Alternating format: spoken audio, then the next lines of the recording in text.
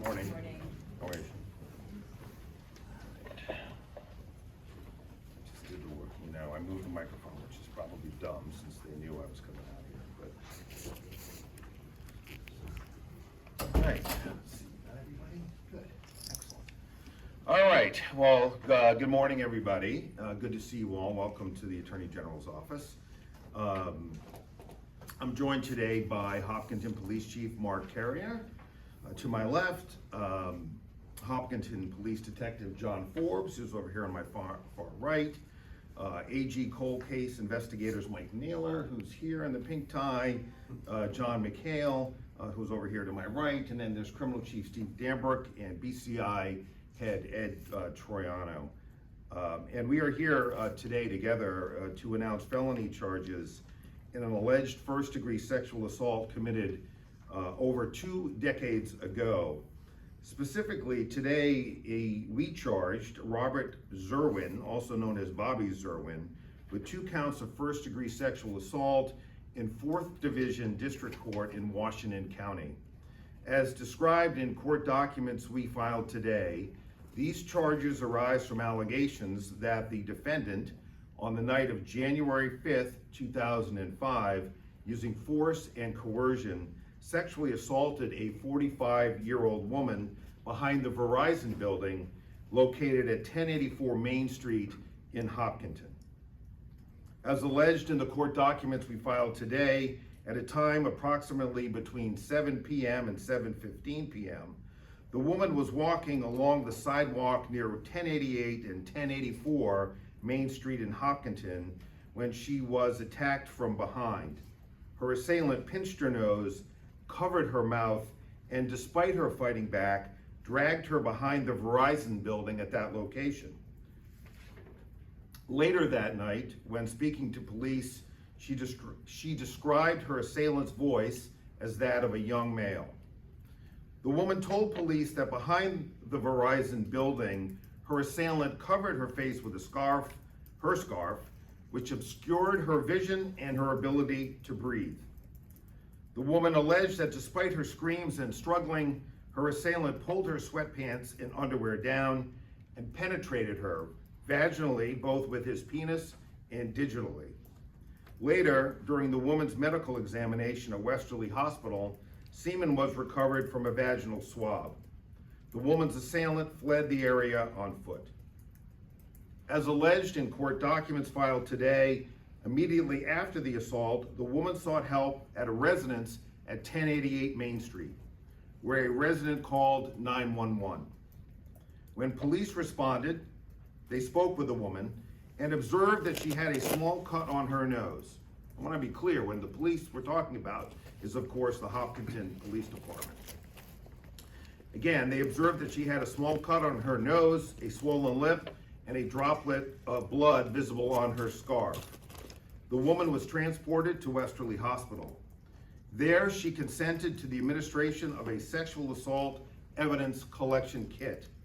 As alleged in court documents, the kit, along with other items collected from the woman, these items were submitted to the Rhode Island Department of Health for forensic examination. In March of 2005, RIDO developed a full DNA profile from the sperm fraction on the woman's vaginal swab and uploaded it into both state and national DNA databases. No leads to a known offender were generated from the databases at that time. However, in September of 2005, RIDO alerted investigators in Hopkinton, that the sperm fraction DNA sample recovered from the woman assaulted in Hopkinton was consistent with an unknown DNA profile submitted by the Connecticut State Police in connection with an alleged unsolved sexual assault that occurred in North Stonington, Connecticut on February 8th of 2005. The alleged victim in that sexual assault described her assailant as a white male in his mid-20s, clean-shaven, 5'6" tall to 5'7" tall, 130 pounds, with dark hair. Despite the continued efforts of the Hopkinton Police Department and the Connecticut State Police, Both alleged sexual assaults went cold and stayed cold for over 20 years. In June of 2026, this year, our cold case unit with the Hopkinton Police Department decided to take yet another look at this case. The unit consulted a private laboratory that re-examines DNA in cold cases and developed a lead that the DNA contributor of the Hopkinton alleged assailant's unknown male profile may be a biological son of two specific people. Investigators subsequently learned that those two people had two sons, one of whom was Robert Bobby Zerwin. From DMV and other records, investigators determined that as between the two brothers, Robert Zerwin more closely matched the physical description provided by the Connecticut woman of her alleged assailant. Investigators also learned that Robert Zerwin had graduated from Cherahoe High School and was 21 years old in 2005. Investigators also learned that on January 5th, 2005, Robert Zerwin's address was 75 KG Ranch Road in Hopkinton, about 2 miles from the Verizon building on Main Street in Hopkinton, where the alleged sexual assaults occurred. This office's cold case investigators learned that Robert Zerwin was living in Woonsocket and began to covertly surveil him over the course of several days in June of 2026. On June 30th, 2026, AG Cold Case Unit investigators, Michael Naylor and John McHale, again with us today, while conducting surveillance outside of Robert Zerwin's Woonsocket home, observed him leave the residence and drive away. The investigators followed. At a traffic stop in Pawtucket, investigators Naylor and McHale observed Robert Zerwin smoking a cigarette, which he then discarded out the window and onto the street. Investigator McHale recovered the cigarette, still smoldering in the roadway. The cigarette was secured and delivered to Hopkinton Police Detective John Forbes, who delivered it to Rido for forensic DNA analysis. On July 29th, 2026, just a few weeks ago, Rido reported that its STR DNA forensic analysis of the recovered cigarette had produced a single source STR DNA profile that was consistent with the STR DNA profile obtained from the sperm fraction found on the vaginal swab of the woman who reported the sexual assault in Hopkinton. At his appearance in Washington County District Court this morning, 4th Division, the defendant was held without bail, pending a bail hearing or a status conference, now scheduled for September 2nd, 2006. And now I'm going to turn the podium over to Hopkinton Police Chief Mark Carrier, who again, I really am grateful to for our partnership in this case, and Detective Forbes. The teams really worked well together, as you can see, over a relatively short period of time to bring this cold case to the point where it is today with an arrest. I want to make very clear that the defendant retains the presumption of innocence, but I'm grateful that we have been able to take this first important step in the prosecution of this case. And so with that, I'll turn it over to Chief Carrier. Chief. Thank you, General. Good morning, everyone. As you know, Hopkinton is a very rural community, and when we have an incident like this, it shakes not only the victim, but it shakes the entire community. As a chief, when I came in to office and we have these cold cases, we want justice. And I've worked with the detectives back in 2005 on this case. And when the case went cold, a lot of these detectives have since retired, but they still stay in touch and say, hey, how are we making out with that cold case? Because it stays with you. As investigators know, as prosecutors know, these cases take a toll on these investigators, just like it does on the victim, just like it does on the community. And when we reach a climax of making an arrest on this, it's very satisfying. It's a good day. It's a good day for Hopkinton. It's a good day for our community. It's a good day for the state and the Attorney General's office to make an arrest on this case, and I'm thankful for them. Thank you. Thank you, Chief. We'll take just a few questions. I may not be able to answer them given the posture of this case. I do want to thank, again, the cold case unit led by Ed Troiano. The team works really hard. Jess Valella and Steve Murray, now with the prosecutors assigned to that unit. I'm really grateful to the General Assembly a couple of years ago when we ran into some roadblocks in getting this unit stood up. Then Speaker Sicarci and Senate President Ruggiero, with of course the support of the current Speaker and the current Senate President and the entire General Assembly, saw the need for our unit to focus in on these cases, to bring the kind of attention to them, meaning the kind of law enforcement investigative attention to them. We can solve these cases when we work in close partnership with our local municipal partners, by having a group that is hired to do these cases and do them only, while the rest of the office focuses on the 6,000 cases which we'll be charging this year. Juggling resources here has been a consistent theme. So with that, I'll take any questions you have, but please recognize and understand, and forgive me if I can't expand upon what I've said about this particular case, given that we have just begun the prosecution. Yes? When and how did you deliver the news of the arrest to the victim of this crime, and what can you tell us about her reaction? Well, I think it's hard to speak for someone who experienced what I described as we alleged in the court documents today. But I think that it's safe to say that she is grateful that we've made this first step.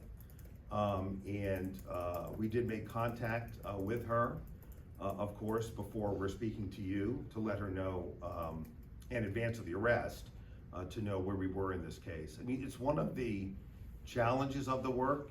So much of it has to be done surreptitiously, as was done here, the covert surveillance that investigators McHale and Naylor did for nearly a month. You're really balancing the need to keep things secret so you don't spook, scare off someone that you were trying to surveil and investigate, because many times you're trying to get a sample, and you obviously don't want people to know that they're under surveillance. But the conversations were, I think it's safe to say, emotional. In person or on the phone? Oh, they were in person, yes. And this morning? No, they were before today. Yeah, they were before today. I don't want to get into the specific dates, but we sat with her, the team sat with her and let her know where we were in the case. I'm interested in knowing more about this. Was it a private DNA company that ultimately led everyone in the right direction? How did that work? We talked a little bit about sort of the techniques that we're using. And the team feels strongly that to the extent those techniques are discussed, that we'll discuss them in court and not out here. I will say that the team has really been trained here in the office over the last several years. I mean, it takes some time for these cases, because they rely on laboratory and other testing and other analysis, it takes some time to get to the point where you have identified someone to target. Then things move very quickly, as I think you heard from my narrative today. But the actual step that you're talking about, and it's an astute question, is one that I think we'll let play out as the court proceedings go forward. It could be in a context of a bail hearing in just a couple of weeks, or it may be in the context of a trial down the road. Would you say this example would give hope to other cases or other people? Oh yeah, it does. And we have, I always get ahead of the team, as Ed knows, because I'm very excited about the work, and I'm really proud of the unit and all of the staff, the victim services staff that works with them and, helps us, how do I put this? Helps us understand how to approach a victim in this context. So I'm really grateful for that. I would say that it should give victims hope. We have, round numbers, a dozen of these cases that are well underway. I think we'll see the fruits of that labor in the near term, hopefully a few more before I leave office in January. But I'm confident that after I leave office, that this unit will continue to deliver results because they're just really strong. The prosecutors are really strong, and the investigators are outstanding. Investigator McHale was with Warwick for a long time. How many years, John? 24 years. And then Mike Naylor was in Newport. We worked with him when I was in the attorney's office. That municipal police background really helps. I don't want to speak for Chief Carey, but I think we were talking before we came in here, that understanding from the investigators, recognizing that it's not our case, it's a joint case, we're doing it together with Detective Forbes. The teamwork is really strong, and in the course of my career, I've really found that when the teamwork is strong, results quickly follow. And so my hope is, to get back to your question, I know it's a long answer, is that this should give hope to other victims in cases that have gone cold. One of the challenges is that there's so many of these cases that go cold. It's why we ask for the unit, when your team of 70 or so prosecutors are trying to keep up with the amount of cases that are coming in. And look, we built the office out. We've added prosecutors, we've added people to the civil side, and the caseloads keep growing. I think some of that is because cases aren't moving as quickly as I'd like for a variety of reasons.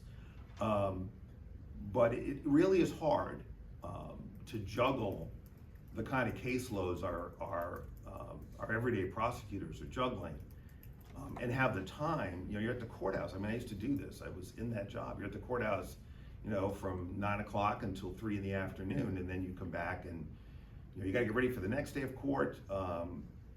But you really wish you could sit down and focus on these 2, 3, 4, 5 cold cases. It's really important that we divide that labor in the way we have. And we've already seen some results. Today is the first step in this important case, and I'm confident there will be others that will soon follow. Yes? Is the defendant facing any charges in Connecticut in that case you mentioned, and is he being considered a suspect in any other unsolved cases? Yeah, the investigation continues, and I'll of course let the Connecticut authorities speak for themselves. I do want to thank the Connecticut State Police, because certainly there was partnership here, given what I described earlier in our allegations. And also the Woonsocket Police Department, that was also very helpful as we covertly surveilled the suspect and now the defendant in this case. These are 2 incidents that happened within the span of a little more than a month. Was he this suspect known to police for any other charges throughout his life since that time? Yeah, I don't want to get into sort of his background because, again, he has the presumption of innocence, and whether or not, if that evidence exists, whether or not that is something that would be relevant to a prosecution, we don't know yet. So I don't want to go there, and by saying that, I don't want it all signal that there is such a background. I just want to be very careful about what I say today. Yes? You described the physical description of the defendant, but he has a brother, and so how closely does he resemble his brother? What can you say about how you ruled the brother out? Well, I think let me just say this, that as we allege in the documents, certainly we could have focused on both, but there was a reason to focus on this particular person because this particular person, this defendant, more closely fit the description. And certainly once the testing came back, if it had come back differently, then perhaps the investigators would have moved in another direction, perhaps with the brothers, or if not there, somewhere else. But that, I don't want to engage in too much speculation here. The investigators felt like this particular person was the person to focus on, recovered a piece of evidence from which to get a DNA sample, did so. Okay, but that's the Y chromosome. The brother has the same chromosome. Well, no? Okay. So Brothers let me just say this, that DNA evidence is complicated, and I'm not suggesting at all that you don't understand it, but I will say this, that I don't fully understand it, at least not outside the courtroom context, so I don't want to go down that lane. Suffice it to say that the evidence here including the DNA evidence, give us not only probable cause, but confidence that we should bring a prosecution. That said, these are allegations and the defendant is entitled to presumption of innocence. But one thing I've learned over the course of my career, well, I'll just stop there. I've learned a lot. and one of the things I've learned is sometimes when I want to say more, don't. So I think I certainly don't want to jeopardize anything that pertains to this prosecution.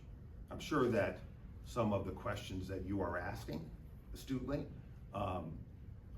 may come out in a hearing should there be one going forward. Are there other questions? Anyone? If not, thank you for coming and wish you a good rest of your day. And I want to thank the team again. Thanks very much. Thank you. Thank you. Okay, Chief, thank you. Appreciate it very much, Michael. Well done.